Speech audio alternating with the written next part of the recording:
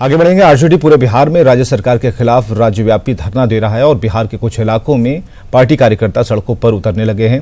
पूर्व deputy CM Tejashwi Yadav tweet कर उन्होंने कहा था कि नशे में चूर एनडीए सरकार के खिलाफ उनकी पार्टी जोरदार प्रदर्शन करेगी और अब आरजेडी नेता और कई कार्यकर्ता जगह जगह सड़कों पर उतरने भी लगे हैं।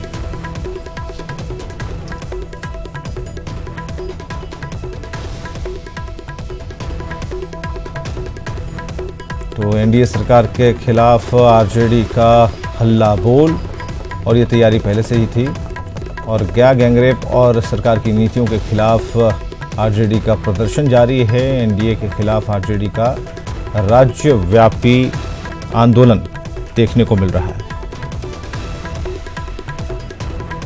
तो आरजेडी पूरे बिहार में राज्य सरकार के खिलाफ राज्यव्यापी धरना दे रहा है और बिहार के कुछ इलाकों में पार्टी के कार्यकर्ता सड़क पर उतरे हैं। और जैसा कि तेजस्वी यादव ने ट्वीट कर कहा था कि नशे में चूर एनडीए सरकार के खिलाफ उनकी पार्टी जोरदार प्रदर्शन करेगी।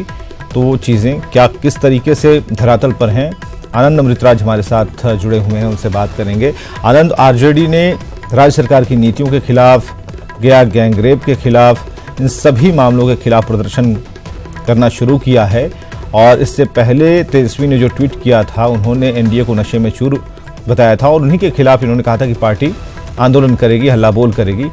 क्या अभी तक हल्ला बोल की स्थिति है, क्या कुछ दिख रहा है?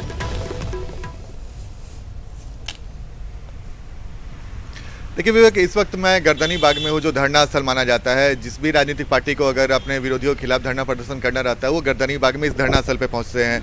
ये इस वक्त तमाम मंच तैयार हो रहे हैं और 12 बजे के आसपास आरजेडी के जो नेता है वो यहाँ पर हल्ला बोलने पहुँचेंगे और राज्य सरकार के खिलाफ आंदोलन छेड़ने की शुरुआत करेंगे। और आज जो जानकारी मिल रही है कि बिहार के तमाम जिलों में जहाँ जहाँ आरजेडी के विधायक है, पूर्व विधायक है, उन्हें मुख्यालय में जाकर धरना देना है। यानी कि हर जिला के जो भी आरजेडी के बड़े नेता हैं, विधायक हैं, वो अपने जिला में जाके धरना प्रदर्शन देंगे और सरकार के खिलाफ हमला बोलेंगे। गया में जो गैंगरेप की घटना घटी, इसके अलावा नालंदा में जो घटना घटी है, इसके अलावा जो भी जो लॉ एंड ऑर्डर की स्थिति बिगड़ी है, इन तमाम बातों को लेकर सरकार को घेरने की पूरी कोशिश आरजेडी ने की है। और एक तरीके से अटैकिंग मोड में आरजेडी आ चुकी है। तेजस्वी ने साफ साफ कह दिया है कि अब बैठने का वक्त नहीं है, अब हम सरकार को चैन से नहीं बैठने देंगे। यानी कि जो भी विफलता सरकार की सामने आती है या फिर जो भी सवाल खड़े होते हैं लॉ एंड ऑर्डर से लेकर तमाम तरह की बातें, उस बात को इशू बना के आरजेडी के लोग धरना प्रदर्शन करेंगे और सरकार के खिलाफ आंदोलन छेड़ेंगे। लेकिन आज बिहार के तमाम जिलों के सहित पटना में जहां आरजेडी के बड़े नेता यहां पर पहुंचेंगे और वो धरना में शामिल होंगे 12 बजे के आसपास का जो वक्त बताया गया है। इसके अलावा जो बिहार के तमाम जिले हैं, जैसे कि मैंने आपको बताया विवेक, बिहार के जो तमाम जिले हैं वहाँ मुख्यालय में आरजेडी के नेता अपने कार्यकर्ताओं के साथ, आरजेडी कार्यकर्ताओं के साथ धरना पर बैठेंगे और राज्य सरकार के खिलाफ मोर्चा खोलेंगे। चलिए, बहुत बहुत शुक्रिया इन तमाम जानकारियों के लिए, अपडेट्स के लिए। और गोपालगंज में मैट्रिक की परीक्षा हुई थी और आंसर शीट घोटाले के आरोपी एसएस कॉलेज के प्रिंसिपल प्रमोद श्रीवास्तव को लेकर देर रात एसआईटी की टीम गोपालगंज पहुंची, जहां अज्ञात जगह पर रखकर उनसे पूछताछ जारी है। पूछताछ में आरोपी प्राचार्य ने नेता की गाड़ी से पटना पहुंचने की बात स्वीकार की। फिलहाल आरोपी प्रिंसिपल को गिरफ्तार किया गया है। उनके साथ अन्य 2 कर्मचारियों के साथ नगर थाने में ही उन्हें भी रखा गया। और इससे पहले कल पटना में गिरफ्तारी के बाद एसएस कॉलेज के प्रिंसिपल ने सफाई देते हुए खुद को निर्दोष बताया था, कहा था कि मुझे फंसाने की साजिश हो रही है। और मुकेश हमारे साथ, उनसे बात करते हैं। मुकेश, क्या जानकारियां मिल पा रही हैं? गोपालगंज तो उन्हें आनन फानन में ले जाया गया, लेकिन पूछताछ में क्या कुछ सामने आया? क्योंकि मीडिया ने उनसे कई सवाल किए, जिसका जवाब यही था कि जांच हो रही है, जांच होगी तो सब कुछ सामने आएगा। देखिए विवेक, मैं बता दूं कि जो आरोपी प्राचार्य हैं जिन्हें गिरफ्तार किया गया था पटना से, तो उन्हें नगर थाना में रखा गया है। और इसके साथ में जो एसएस बालिका इंटर स्कूल के जो और कर्मचारी हैं, आदेशपाल, चट्टू सिंह और वहाँ पूजन सिंह जो वहाँ का नाइट गार्ड था, तो इन तीनों को साथ में रखा गया है। और इस मामले में जब मैंने एसपी राशिद जमा से मैंने बात की तो उनका कहना था कि एसआईटी चूंकि ऑलरेडी इस केस को हैंडल कर रही है, इस पूरे मामले के आधिकारिक रूप से एसआईटी के अधिकारी ही जानकारी दे पाएंगे। और उन्होंने कहा कि 3 जो आरोपी हैं,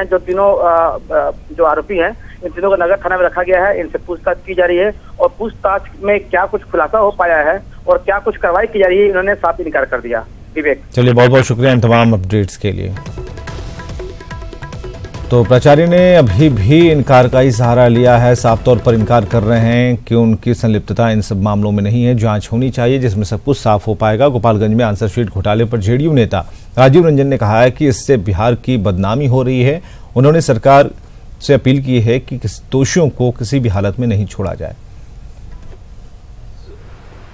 तरह की यह घटना है उस पर सवाल उठने लाजमी है, लेकिन निरंतर सरकार का ये प्रयत्न है कि बेलगाम जो व्यवस्था थी उसको पटरी पर लाया जाए। इसकी भी जांच के आदेश दिए गए हैं और जो जिम्मेवार लोग होंगे उनके खिलाफ कार्रवाई होगी। लेकिन इतनी बात तय है कि इन घटनाओं से जरूर हम ये मानते हैं कि कहीं न कहीं राज्य की छवि पर इसका असर पड़ा है और इसको दुरुस्त करने के लिए सरकार कठोर कदम।